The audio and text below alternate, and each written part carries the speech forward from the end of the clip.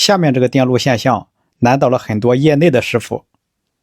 新能源车的充电桩出现了一个奇怪的现象，在汽车充电的时候会有异响，充电桩换了一个又一个还是不好，业主怀疑是电网电路的问题，而来的电工师傅判断是车的问题。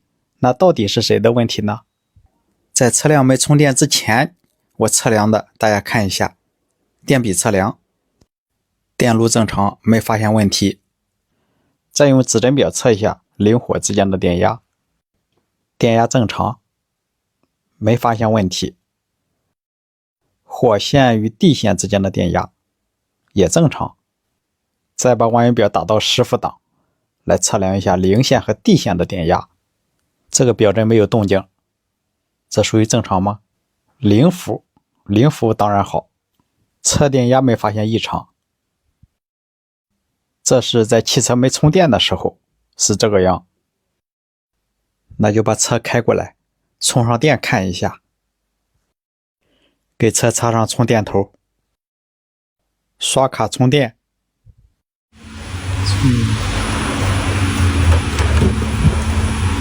30瓦的电流，它不漏电，它漏电的话早跳了。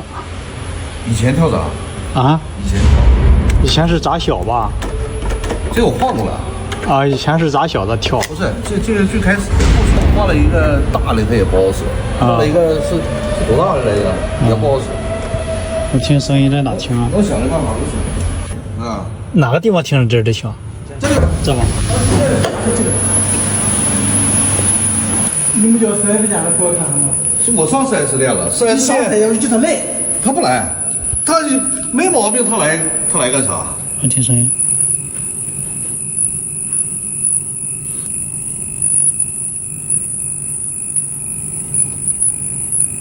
就像啾啾叫一样，就是它也能充上，是吧？充也能充，就是有声音呗。对，他现在电流是不稳的，你换个井充就啥毛病没有。那换个井电流多少？就正常。电流多少？我是电流。啊？他不知道，他没事。就正常，响也不响。那在这种状态下，它的电压和电流有变化吗？还跳闸了32瓦的电流可以啊。跳闸？以前跳闸归跳闸。这不也在这个跳来跳去的是吧？啊，这里边滋滋的。对，这个闸一直是响。刚才前几天电井了也响。测的地线也带电了，也带电压，和地之间有个13伏的电压。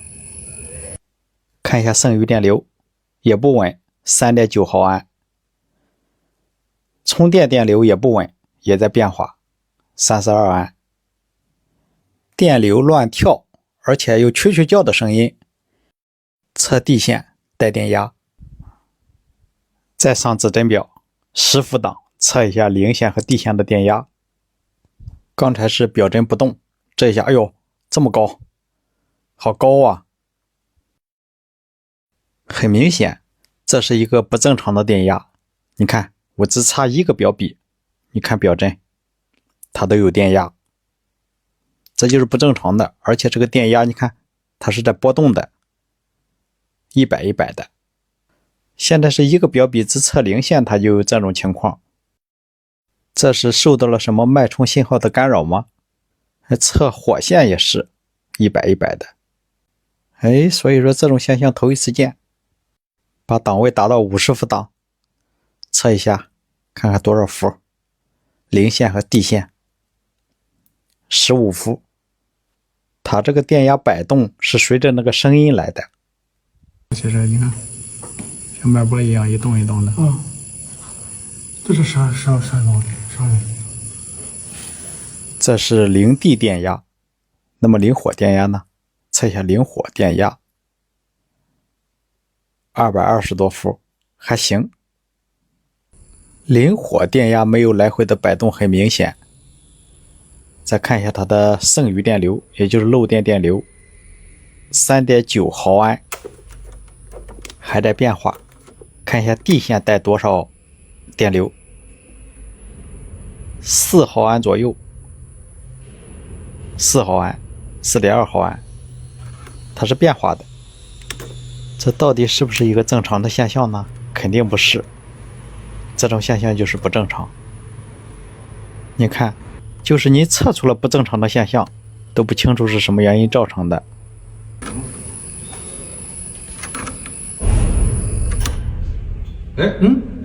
不行，充满了是吧？没有。不知道怎么回事，充电那个声音没了，哎，正常了。但是地线还是有个电压，它的零序电流也变小了，就漏电电流也变小了，充电的电流也稳了，32安也稳了。一点毛病没有。现在没声音了。对，我现在还有多长时间充满425就550亿。你看31.7是吧？一个电流，上面那个电压也非常稳。最后一点没有。为什么就突然就好了呢？你看现在都多正常。在没有声音正常充电的情况下，测一下零地电压，有6伏的电压，但是很稳，它不摆动。车主说他再出去开一圈，然后跑一圈回来再插上电试试。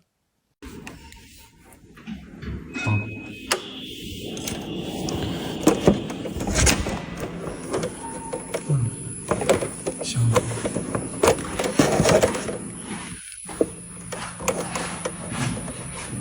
它吱吱的响的时候电流就高。去它的电井看一下，它的配电室电井。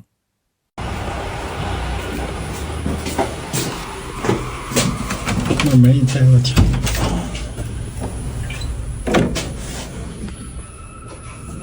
！32度。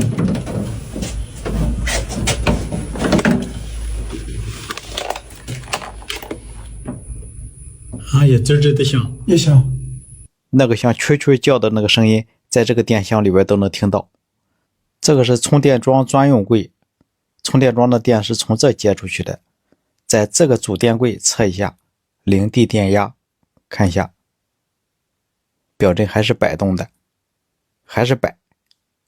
同样在这个位置，用这个钳表能测出4毫安多的漏电电流，还是在变化的，还是不正常。但是在这个位置测的零地电压要比在充电桩那个位置要小，但是都是有摆动，能直观的看到电压的波动现象，这就是指针表的优势。我在想，如果把那个充电桩直接接到这个控制柜里面，会不会好？就是不走那么长的线，直接接在这上面。那好，那就拆过去看一下。接上了，直接接到这个电闸下面，那就直接送电。充电，哎，这正常了。中创正常。线里边。现在再测一下零地电压 1.5 伏，没充电之前是0伏，现在是 1.5 伏，还是有影响的，它对电网还是有影响的。刚才在那头测的是15伏来回的摆动，现在是1伏多一点。这就正常了吗？看漏电电流也小，1毫安，而且没有蛐蛐叫的声音。这个电井往充电桩走这个线挺长的，跟这有关系吗？为啥直接接电井就不响了呢？那这个充电桩接别的电井呢？那就接别的电井试一下。就是这些电井不一定是一个变压器，接好以后那就送上电看一下。开充了，这个好，没的。那没动静。这个和那个是一个变压器吗？这个对，一个变压器。这个时候多正常呀。一点声没有。然后电啥都稳，那漏电电流也小。零地都没有电压呀，零地都没有。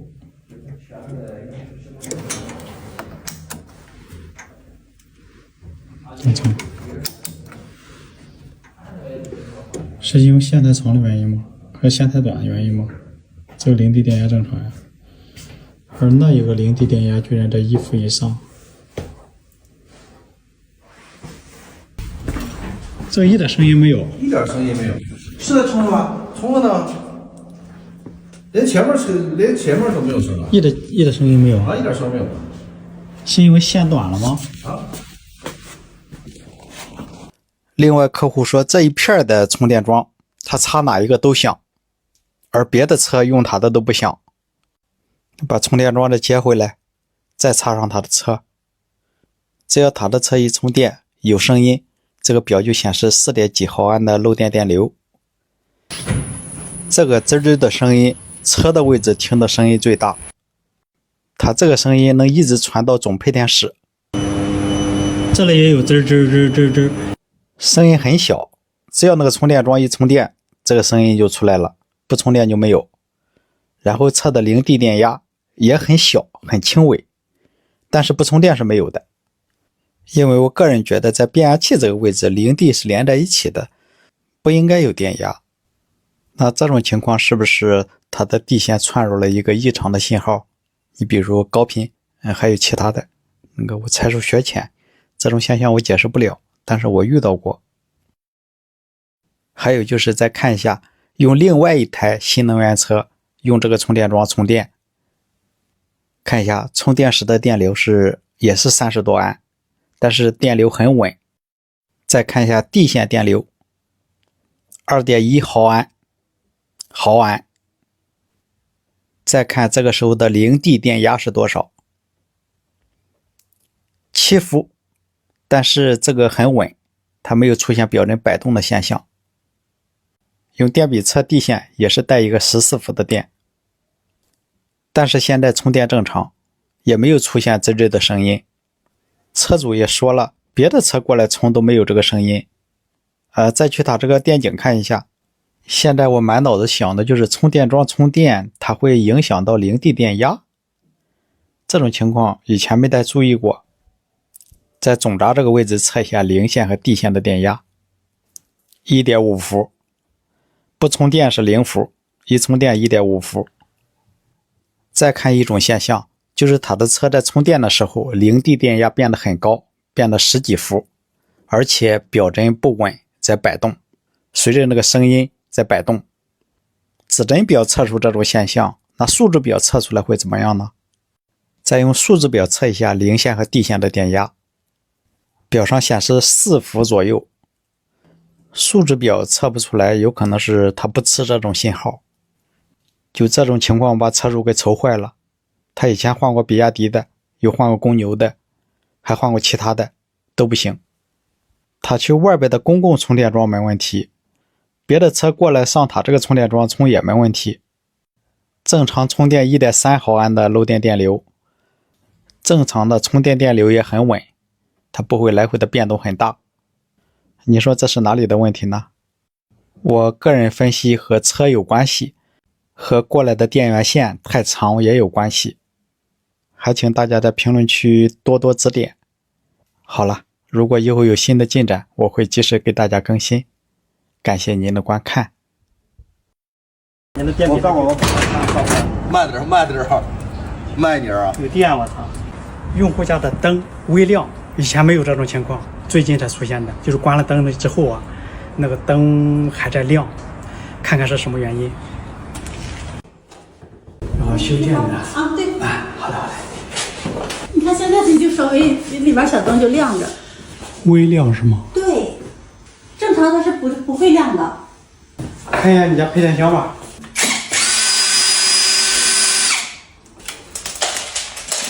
灯，这个是灯，灵活接反了吗？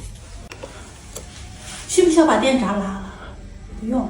呀，不会吧这？哎，还不是空灵了？哎，这是零线，零线205，好像367。啊，怪不得你说以前灯没问题，对，它是外边主线路有问题。看。进来的线都367，就是火线应该是220的，零线应该是0伏，现在是200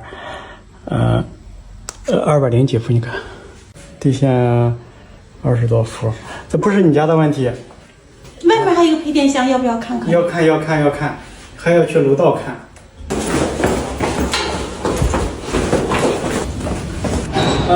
这个得找物业把它打开吧。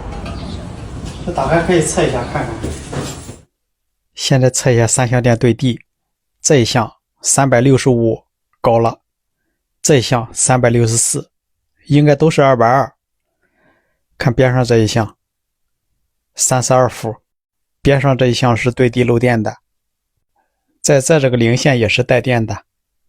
现在是原因确定了，黄项在漏电，但是在哪漏的呢？找一下，直接测主线，用钳表测它的漏电电流，看一下29毫安，这是毫安级钳表，这个数是正常的，也就是说它这个电路没问题。那问题出现在别的单元吗？戴上口罩，鼻子不太舒服，去隔壁单元看一下。每一个单元在楼道这个位置都有一个配电箱，同样的方法，直接掐它的进线电缆线。看一下这一个20毫安左右，也是没问题的。直接去上一级看一下，找一下这一片的总配电箱。物业的师傅已经把门打开了，从这里测一下看一看，都是在这个配电箱接出去的。那你看，但是你这个有，你看，对，这个都带220，不是220，你那个电比就显示到那儿，高一点的显示不了。啊，是，我这个直接能显示到380、400、500都能显示到。你测里面的一个，慢一点20几，就是说它这个如果那样就是缺一项，不是，不是，就是漏电。这个柜体下面接出了好几路电缆线，我用钳表去掐每一路电缆线。如果漏电电流大，那就是那一路有漏电。这个掐得很小心的，因为它的零线是带电的，所以我很小心。但是我犯了一个错误，就是我认为只要我足够的小心，就不会被电。我虽然穿了绝缘鞋，但是我的上身防护不到位，一没有头盔，第二没有穿长袖，这个是不安全的。但是我没想到教训来的那么快。你说电工还怕电吗？不一定啊。你的电比我慢点啊！有电，我操！骂人！他就是这个外壳，对，它断了那以后，它直接这不行，它这个有外壳吧，有一个200伏的电，所以说这个电是不安全的，这个零线是电人的。谁说零线是不带电的？是可以摸的，就这种谁摸谁知道。所以遇到这样的现象必须找原因，不然的话是不安全的。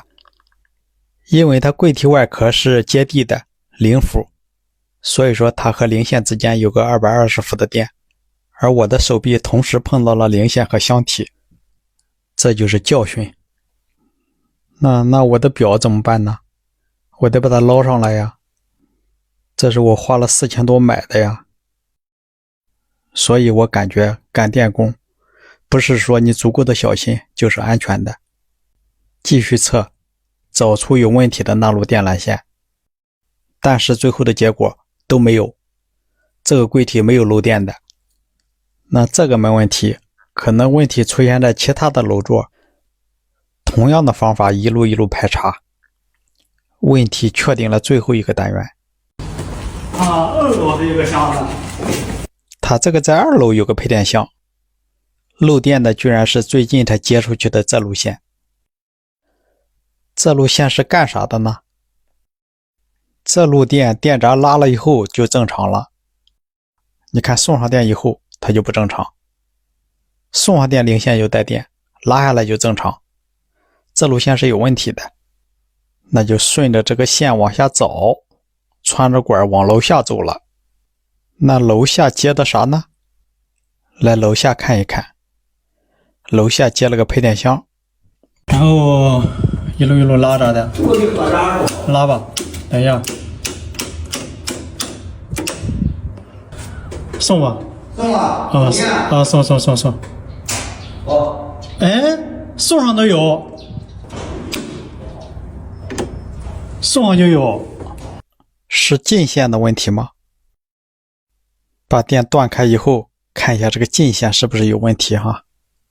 我感觉十有八九就出现在这个地方。很明显，这个线在进来的时候都没做保护，没套管。是吗？这块破皮了，火线破皮了，看到了。哎呀，在这。它这个就是火线对箱体漏电，箱体是接地的。你现在送就好了。啊，你现在再送就好了。再送一下。给他送上电，有电了是吧？看就好了。好了，就这块破皮了。我拉下来了。拉来吧。好了，这样漏电的原因就找到了。剩下的就由他们的师傅来处理吧。哎，你好。怎么样啊？解决了。什么原因？味儿的原因。怎么回事啊？那块破皮了线，哪个漏在洞？那边单元破皮了。是吗？啊，哦。哎呀，真是啊，查了一上午，还漏电吗？好了。是吗？这就好了。这很奇怪，那他们没感受吗？这一块我给你划了一道。不要紧，我有画，我就挂上了，没关系。你看这个费用怎么收？算了吧，不是你家的问题。哎呀，不是自己的原因。我看你橱窗里有卖东西，回头去买点什么东西吧。那行。正好我也需要这么个案例。是吗？行，这样就挺好。谢谢啊。哎，不用客气。好，再见啊。拜拜。也算是做了个好事吧，是不是？今天来给这位大叔的果园检修一个电路。大叔说最近电路出现了奇怪的现象，水泵突然不出水，1个月了没解决。来看一下，它这个是水泵房，一个压力罐，压力罐没水没压力，而没有压力的原因是因为水泵的线都没往上接。为啥没接？因为他们说找人过来修过，接上水泵线也不好使，怀疑是电压有问题。那就测一下电压，测零火之间的电压，看正不正常。先测红线和蓝线之间的电压，太低了，连200伏都不到。绿线和蓝线超过了250，黄线和蓝线超过了250。为啥那么高呢？这一项为啥又那么低呢？这一项是接水泵遥控器的，太低了。他们说就是因为电压低，水泵才不上水。那是电压低的原因吗？那为啥其他2项电压又那么高呢？它电压低的原因在哪呢？测一下主线。主线也低，进来的主线也低。所以说这个问题还得是往上找。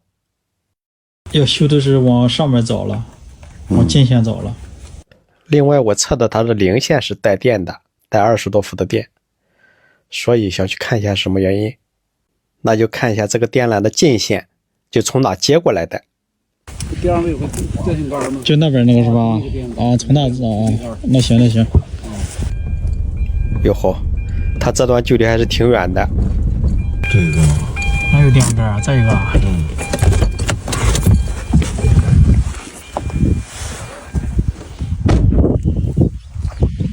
这有电线杆。哎呦我天！我吓一跳。从这接出去的。这从哪过来的呢？测一下这边。这要是零线带电就不正常。连到230多，这一项电压才210。这都240。你这个闸能断吗？现在这个闸能断电吗？这个是这个总闸我知道，我拉一下这个，啊，能拉吗？能拉。能拉哈。拉了总闸以后再测进线，电压230多，230多，电比是测对地的电压。那这个时候再去测零线，0伏，正常了，0伏是正常的。那为啥送上电以后就不正常了呢？它这下边带着啥呀？这是水泵，往水泵房走的，然后还接触其他的电路，看一下。就从这个管我要把你这些给你一拉。它这下边每一路电闸带着一个小屋，先给它断开。在不送电的情况下，零线0伏是正常的。那我把电送上，现在再测，也是0伏，因为都没用电。挨个的送上边。就它拉了它再启动送其他的。没有，再送其他的。好，就这一路有问题。这个没送啊，这个不用送。这个是啥呀？它这每一路线都接的一个小屋，难道它这路线是有问题的吗？一通电零线带电，我一般都怀疑是火线漏电。但是它这个是漏电吗？接着看。你比如说你送这个呢，送这个。这个。这是有用电的。拉那个。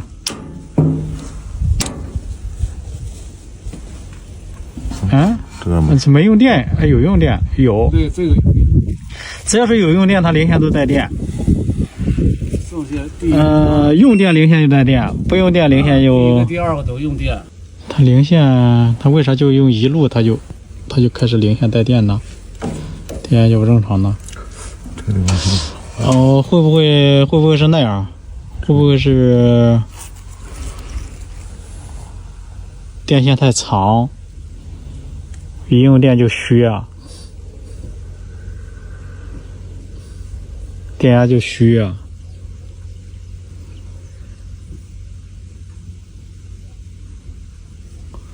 是不是吧？有电流吗？掐一下。哥，这个没有电，这个没用电，有10安的电流啊，10安的电流。你送上电，它会更高吧？把那个再送上。第一个啊，20多安的电流，你插的啥？插小太阳啊？插小太阳是吗？对。我一猜就插的小太阳。插小太阳，你一用电，它电压就变低。电压变低，它零线就带电，这是一种，这也叫漂移吧？应该是。210。把三项给它平衡一下，平衡一下能好一些。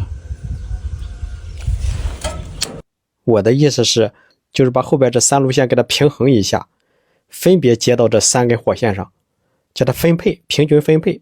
现在只接一路上，那一路撑不了。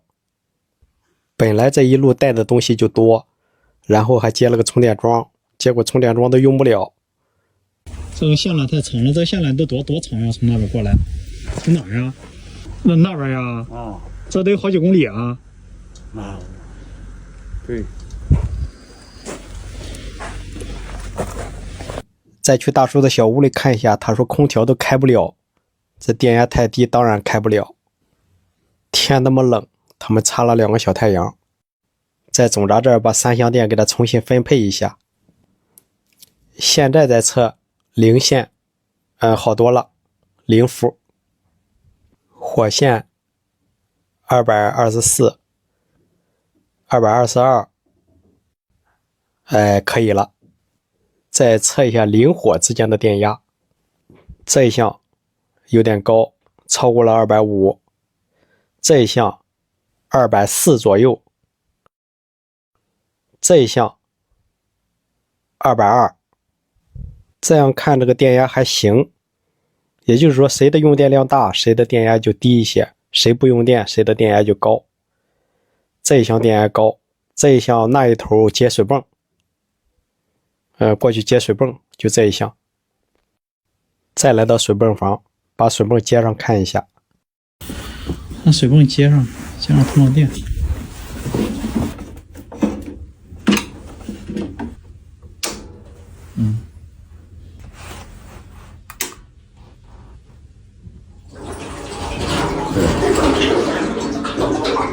这不就好使了吗？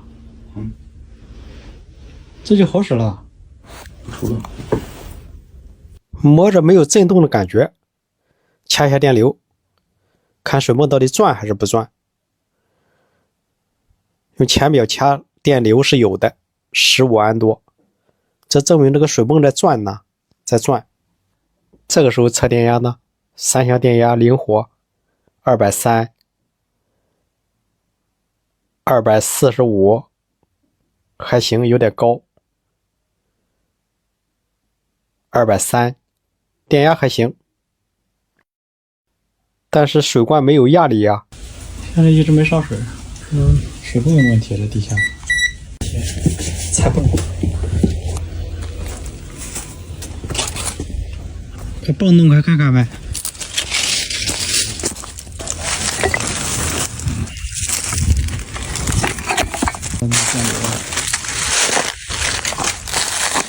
这怎么拔呀？这个人少拔不了，找了几个大叔过来帮忙。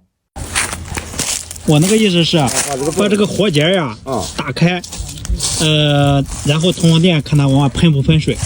如果喷，泵没问题，管道不行，动了。如果不喷，那就是那个泵有问题。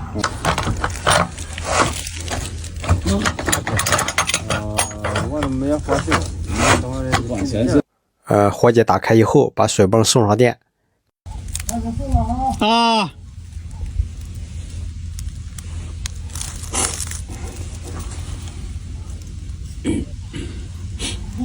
拔泵吧，好，关了吧，关了吧，不上水，不上水，别关了啊！来，1、2、1、2，哎，井楼散了，1、还得散，这上来了，这就慢点，头掉了啊，头掉了，好着好着这漏就麻烦了，没事，漏上俺门上，2、就是这个头上的活结开了，所以水上不来。他这幸亏有这个绳，不然的话这个水泵就永远留在井里了。我以前遇到过，他这个活结就是开了，丝还都没问题，还能上紧。这样把活结给压紧就可以了。弄好以后把水泵再放进去，送电。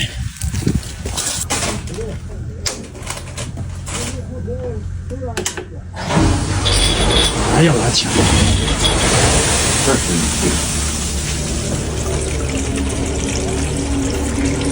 这就对了，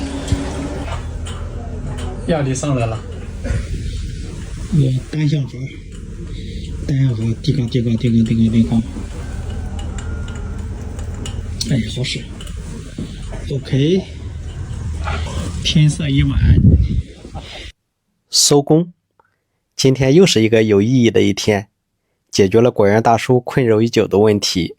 好了，感谢您的观看，请多多指点。